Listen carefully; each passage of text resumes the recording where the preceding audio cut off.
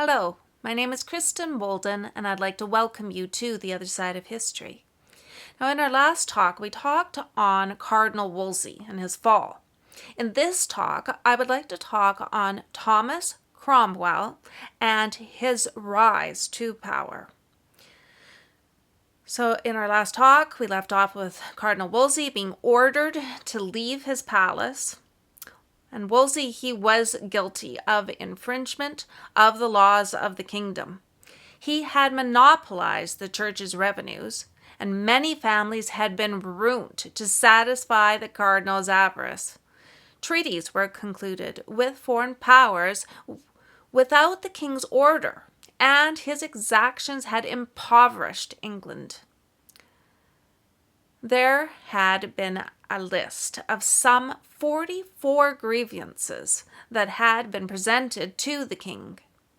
It was first thought that nobody in the Commons would undertake Wolsey's defense, and it was generally expected that he would be given up to the vengeance of the law, or in other words, to the axe of the executioner. However, there was one man who stood up and prepared, though alone, to defend the cardinal. This man was actually Thomas Cromwell. Cromwell's knowledge of facts, his familiarity with the laws, and the force of his eloquence, as well as the moderation of his language, it surprised the House. Wolsey's adversaries had hardly aimed a blow before the defender had already parried it. If any charge was brought forward to which he could not reply, he proposed an adjournment until the next day, prepared with fresh arms. Cromwell, he carried the House with him. The impeachment, it failed, and Wolsey's defender took his station among the statesmen of England. This victory, one of the greatest triumphs of parliamentary eloquence at that period, it satisfied both the ambition and the gratitude of Cromwell. He became firmly fixed in the king's favor, esteemed by the Commons, and admired by the people. Circumstances furnished him with the means of bringing to a favorable conclusion the emancipation of the Church of England. The ministry, composed of Wolsey's enemies, they were annoyed at the decision of the lower house and appointed a commission to examine into the matter. When the cardinal was informed of this, he fell into new terrors. He lost all appetite and desire to sleep, and a fever attacked him at Christmas. "The cardinal will be dead in 4 days," said his physician to King Henry, "if he receives no comfort shortly from you and Lady Anne." End quote. "I would not lose him for 20,000 pounds, exclaimed the king. He desired to preserve Wolsey in case his old minister's consummate ability should become necessary, which was by no means unlikely. Henry gave the doctor his portrait in a ring, and Anne, at the king's desire, added the tablet of gold that hung at her girdle. The delighted cardinal, he placed the presents on his bed, and as he gazed on them, he felt his strength return. He was removed from his miserable dwelling there at Esher to the royal palace at Richmond, and before long he was able to go into the park. The king permitted Wolsey to go to York, and Wolsey begged to have an increase in his archiepiscopal revenues, which amounted to 4,000 pounds sterling. Henry granted him 1,000 marks. Ambition and hope, it returned with life. If the king desired to destroy the papal power in England, could not the proud cardinal preserve it? Wolsey believed that his see of York, the ignorance of the priests, the superstition of the people, and the discontent of the great, all could be of service to him. It is true that 6 years later, 40,000 men were under arms in a moment in Yorkshire to defend the cause of Rome. Wolsey, believing himself to be the strength of England, and aided without by the Pope and the continental powers, might give the law to Henry and still crush the Reformation.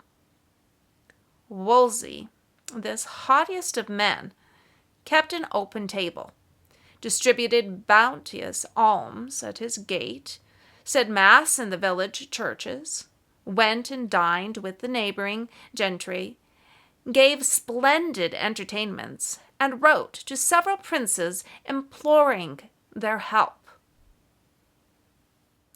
The Reformation, which restored religion to the general body of the church, took away at the same time political power from the clergy. The priests had deprived the people of Christian activity and the governments of power.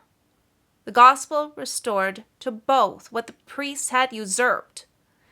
This result could not be but favorable to the interests of religion. The less that kings and their subjects feared the intrusion of clerical power into the affairs of the world, the more they yielded themselves to the vivifying influence of faith. Thomas Cromwell was one of those earnest and vigorous men whom God prepares for critical times. Blessed with a solid judgment and intrepid firmness, he possessed a quality rare in every age, and particularly under King Henry VIII. This was fidelity in misfortune. Cromwell's early life is obscure. It said that he spent some time in Italy. For several years after 1510, he was a resident in the Low Countries. But by 1520, he had entered Thomas Cardinal Wolsey's service as a solicitor, and from that time his career is quite well documented.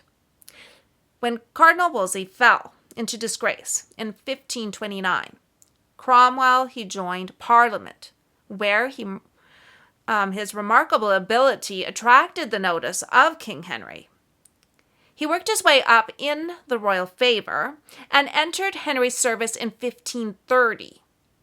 He was sworn into the council towards the end of that year and reached the inner circle of confidential advisors a year later. He established ascendancy in the House of Commons, and in 1532 he became Master of the Jewels. He was Principal Secretary and Master of the Rolls in 1534 and Lord Privy Seal in 1536. One day, Cromwell and King Henry, they were talking. "Sir," said Cromwell to his Majesty, "the Pope refuses your divorce, but why do you ask his consent? Every Englishman is master in his own house, and why should not you be so in England? Ought a foreign prelate to share your power with you? It is true, the bishops make oath to your Majesty, but they make another to the Pope immediately after, which absolves them from the former. Sir, you are but half a king, and we are but half your subjects. This kingdom is a two-headed monster. Will you bear with such an anomaly any longer? What? Are you not living in an age when Frederick the Wise and other German princes have thrown off the yoke of Rome? Do likewise. Become once more a king. govern your kingdom in concert with your lords and commons. Henceforward, let Englishmen alone have anything to say in England. Let not your subjects' money be cast any more into the yawning gulf of the Tiber. Instead of imposing new taxes on the nation, convert to the general good those treasures which have hitherto only served to fatten proud priests and lazy friars. Now is the moment for action. Rely upon your Parliament. Proclaim yourself the head of the Church in England. Then shall you see an increase of glory to your name and a prosperity to your people." End quote. Never before had such language been addressed to the King of England. It was not only on account of the divorce that it was necessary to break with Rome. It was, in Cromwell's view, on account of the independence, glory, and prosperity of the monarchy. These considerations appeared more important to King Henry than those which had hitherto been laid before him. None of the kings of England had been so well placed as he was to understand them. The ancient British Church, independent of the papacy, was about to rise again, after 11 centuries of humiliation, to recover its ancient heritage. Undoubtedly, Henry had no recollection of this kind, but he worked in conformity with the peculiar character of his Celtic race, without being aware of the instinct which compelled him to act. He felt that a sovereign who submits to the Pope becomes like King John, his vassal, and now, after having been the second in his realm, he desired to be the first. The king reflected on what Cromwell had said. Astonished and surprised, he sought to understand the new position which his bold adviser had made for him. "Your proposal pleases me much," he said, "but can you prove what you assert?" "Certainly," replied Cromwell. "I have with me a copy of the oath the bishops make to the Roman pontiff." With these words he drew out a paper from his pocket and placed the oath before the king's eyes. Henry, jealous of his authority, even to despotism, was filled with indignation, and felt the necessity of bringing down that foreign authority which dared dispute the power with him, even in his own kingdom. He drew off his ring and gave it to Cromwell, declaring that he took him into his service and soon after made him a member of his privy council. England, we may say, was now virtually emancipated from the papacy. Cromwell had laid the first foundations of his greatness. He had remarked the path his master had followed, and which had led to his ruin.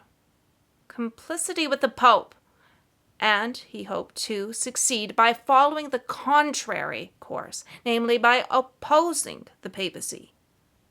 He had the king's support, but wanted more. Possessing a clear and easy style of eloquence, he saw what influence a seat in the great council of the nation would give him. Cromwell was elected to Parliament. While Henry was preparing to attack the Roman Church in the papal supremacy, the Commons were getting ready to war against the numerous abuses with which it had covered England. Some even thought, says William Tyndale, that this assembly would reform the Church and that the golden age would come again. End quote. But it was not from Acts of Parliament that the Reformation was destined to proceed, but solely from the Word of God. And yet the Commons, without touching upon doctrine were going to do their duty manfully in things within their province. And the Parliament in 1529 may be regarded as the first Protestant Parliament of England. The priests had farms, tanneries, and warehouses all over the country. It was being said that the priests took everything from the people and gave them nothing, even denying them the word of God. Of course, the clergy were in utter consternation. The power of the nation seemed to awaken in this parliament for the sole purpose of attacking the power of the priest. It was important to ward off these blows. It was decreed that priests should no longer keep shops or taverns, play forbidden games, pass the night in suspect places, be present in disreputable shows, or hold suspicious intercourse with women.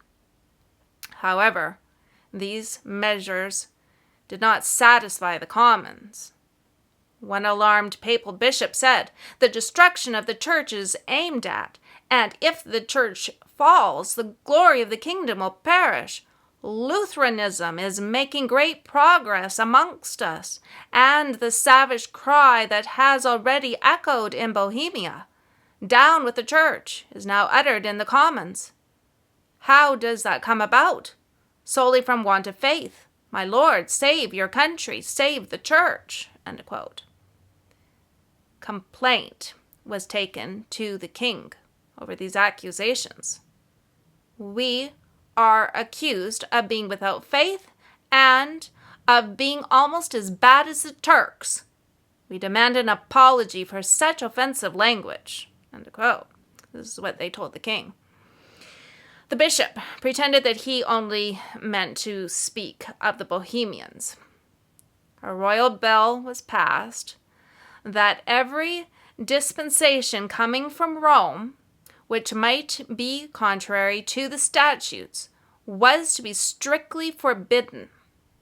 The papal bishops exclaimed that the commons were becoming schismatical. Disturbances were excited by certain priests, but the clerical agitators were punished, and the people, when they heard of it, they were delighted beyond measure. So there is much more to this history again, but we're going to have to get into that into our next talk. I hope you're enjoying this history. If you are, I would just encourage you to click on that like and that subscribe button. I want to thank each one of you for listening, and I'm wishing you God's blessings.